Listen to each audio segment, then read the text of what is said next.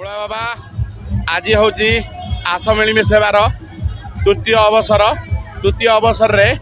आज बोलबम प्रोग्राम से भक्त मानक सबु बेले आस मिलमी सेवा भक्त मान प्रसाद सेवन सब प्रकार प्रोग्राम कर प्रभु आस मिलमी संगठन समस्त कर्मकर्ता सब बेले एमती घंट कर रखी था।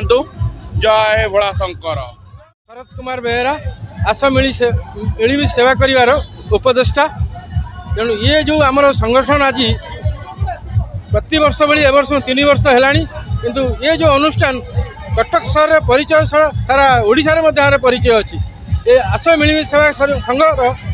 आमर एवं सुधा मिनिमम 200 टू 250 मेम्बर आमर है संघ प्रति वर्ष आम संघर बहु सभ्य जोग दौरान ए संघ एत सुंदर भाव में परिचालना कर मुख्य होती आम रिंटू सब माने एत सहयोग से संघ प्रति रखी जहाँकि सका आज एत परिश्रम कर माने कही हेनी सब संघ सागर अच्छा संघ को सब बढ़िया से चेष्टा कर।